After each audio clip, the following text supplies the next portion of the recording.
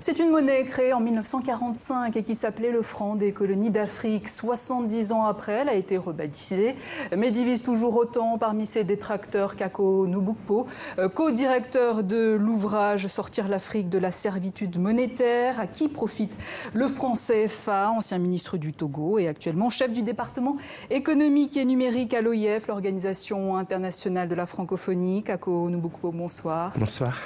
On va revenir sur le franc CFA, mais avant un mot sur les journées de la francophonie économique et numérique que vous organisez jeudi prochain au siège de l'OIF à Paris. Elles sont consacrées aux couleurs de l'économie. Alors quelles sont-elles, ces couleurs ? Oui, il y a la couleur verte pour le développement durable, la bleue pour l'économie maritime, la mauve pour la culture, la transparente pour le numérique, et j'en passe. Mais l'intérêt, c'est de voir comment toutes ces couleurs se mettent ensemble pour la transformation structurelle des économies de l'espace francophone. Alors on parle souvent dans l'espace francophone de fracture numérique en Afrique. Or, on s'aperçoit qu'il y a aussi une citoyenneté numérique qui émerge. Le téléphone mobile pour tous, tout se passe sur les réseaux sociaux, les appels à manifester, les prises de conscience également, tellement que la parole du journaliste ou de la presse est remise en cause. Donc finalement, est-ce qu'on peut se demander s'il y a vraiment une fracture numérique en Afrique ?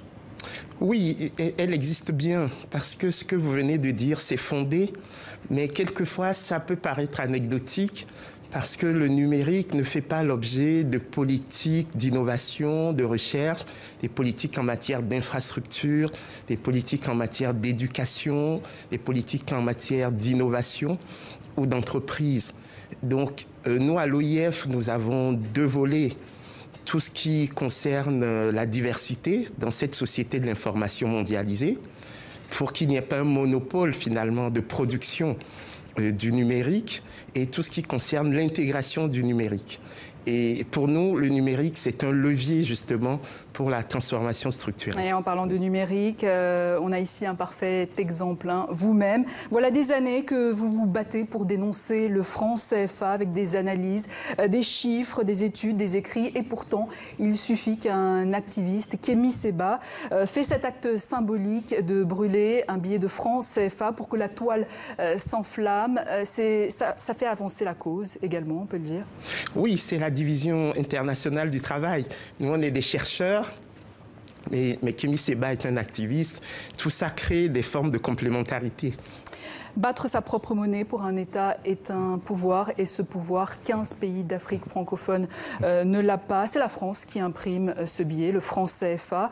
Ça paraît incroyable, 55 ans après les indépendances. Kémy Séba, lui, a été arrêté, il a été relaxé et maintenant expulsé du Sénégal. Est-ce qu'il n'y a pas une volonté de le faire taire aujourd'hui ? Oui, vous savez, Churchill disait après les accords de Munich, avant la Deuxième Guerre mondiale, vous avez voulu éviter la guerre, vous avez choisi le déshonneur.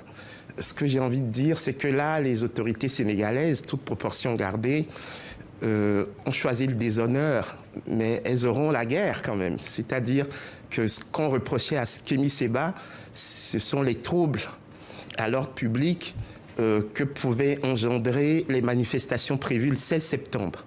Mais je crois que par rapport aux valeurs africaines, par rapport à ce que le Sénégal représente, le pays de la teranga, donc le pays de l'hospitalité, c'est un acte qui symboliquement me paraît grave. Et d'ailleurs, on le rappelle que ce combat ne date pas d'aujourd'hui. Dans les années 60 déjà, Cheikh Anta Diop l'avait dénoncé, Kwame Nkrumah, également le père de l'indépendance ghanéenne. Des personnes ont été assassinées également pour ce combat. Vous-même, en tant que ministre togolais, vous l'avez dénoncé. Qu'est-ce qui s'est passé après ? Qu'est-ce qui n'a pas marché ? Non, ce qui se passe, c'est que nos dirigeants sont dans ce que j'appelle la servitude volontaire. Vous savez, la servitude volontaire, c'est le stade ultime de la servitude. Quand l'esclave refuse la liberté que lui offre son maître. Aujourd'hui, quand vous écoutez les autorités françaises, elles vous disent « nous suivrons ce que les Africains auront décidé ». Alors, ce que je ne comprends pas, c'est pourquoi nos dirigeants ne prennent pas leurs responsabilités pour mettre en place une vraie monnaie africaine. Vous vous rendez compte, le franc français n'existe plus. On peut le remplacer, ce franc CFA, aujourd'hui? Mais oui, la zone franc existe alors que le franc français n'existe plus. La France n'est pas dans la zone franc, la France est dans la zone euro. Nous ne savons et ça fait partie de cette servitude monétaire. Mais bien sûr, nous ne savons pas fabriquer nos billets de banque. Les seules usines qui fabriquent des billets CFA sont en France. Et en plus, nos banques centrales sont indépendantes de nos États, mais elles viennent s'inféoder au Trésor français, c'est-à-dire le ministère des Finances d'un pays étranger. Je veux dire, si ça, ce n'est pas de la servitude volontaire, j'aimerais qu'on me dise ce que c'est que la servitude volontaire. En tant qu'économiste, vous dites que le franc CFA est un frein à l'émergence, au développement également. Comment vous l'expliquez? Par exemple, la répression financière. Nos jeunes ont besoin d'accéder au crédit pour créer de l'activité, créer des emplois. Aujourd'hui, les taux d'intérêt en zone CFA sont supérieurs à 10%. La monnaie CFA elle-même, rattachée à l'euro de manière rigide, est un frein à la compétitivité. Et tout ça fait que nous nous rendons compte que nous avons un discours, nos dirigeants ont un discours sur l'émergence de l'Afrique qui n'est absolument pas suivi d'effet. Alors à qui profite ce franc CFA? Aux grands groupes de la zone euro qui peuvent rapatrier leurs bénéfices et puis à l'élite africaine qui peut envoyer dans la zone euro les capitaux de manière tout à fait légale, je tiens à le dire. Et donc, c'est l'extraversion économique que nous dénonçons, en fait. Et que répondez-vous à ceux qui disent que le franc CFA est un gage de stabilité monétaire, comme Alassane Ouattara, le président ivoirien, par exemple, ou encore, qui veut d'ailleurs étendre cette zone CFA, ou encore Lionel Zinsou, ancien Premier ministre du Bénin et économiste comme vous? Cette stabilité, elle est illusoire et elle est surtout mortifère, parce qu'elle se fonde sur la paupérisation massive de nos populations. On bride le crédit, on bride toute l'activité. Ce qu'il faudrait faire, c'est développer le crédit productif, développer l'activité, créer des emplois, créer de l'activité. Et pour ça, il faut absolument sortir du franc CFA. Et je ne comprends d'ailleurs pas pourquoi nous mettons 50% de nos réserves de change auprès du Trésor à Paris. D'autres banques centrales déposent leurs réserves auprès de la Banque des règlements internationaux à Bâle. Donc je crois que c'est une question de génération. Les gens que vous venez de citer ont quasiment l'âge du franc CFA. Okay? Donc je pense qu'ils n'arrivent pas à comprendre les aspirations de la jeunesse qui estiment qu'ils sont en train de brader la dignité de l'Afrique sur l'autel de leurs intérêts personnels. Et ça ne pourra pas continuer indéfiniment. Qu'est-ce qu'il faudrait alors aujourd'hui? Un référendum, demander l'avis des populations pour ou contre le franc CFA, comme le Brexit par exemple au Royaume-Uni? Non, la première chose à faire, c'est de rendre flexible le franc CFA, c'est-à-dire rattacher le franc CFA à un panier de devises. Vous savez, dans le commerce international, nos pays ont beaucoup évolué. Le premier partenaire aujourd'hui, c'est la Chine. Ce n'est même plus la France. Donc s'il faut relier le CFA à une monnaie, à la limite, ce serait au yuan chinois.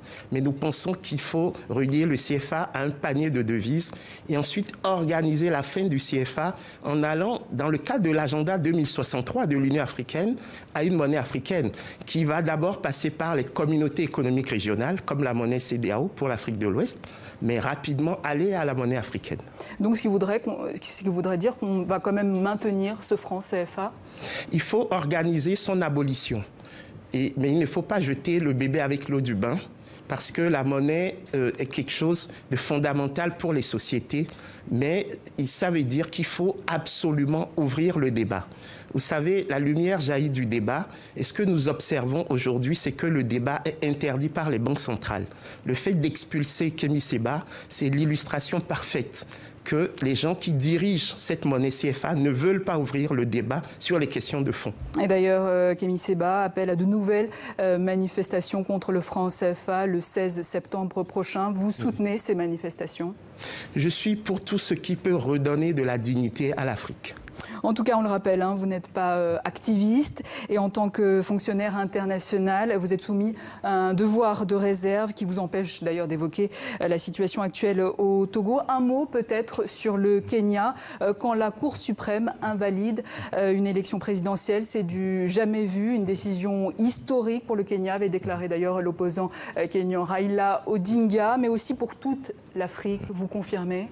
Ah oui, c'est une décision qui redonne de la crédibilité à nos institutions.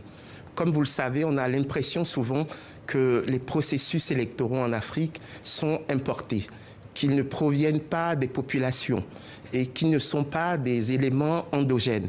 Et le fait pour ces institutions africaines d'affirmer le droit, ça donne de l'espoir. Et je voudrais dire une chose, la souveraineté, elle appartient au peuple, elle n'appartient à personne d'autre. Le peuple peut se tromper, mais le peuple est toujours souverain.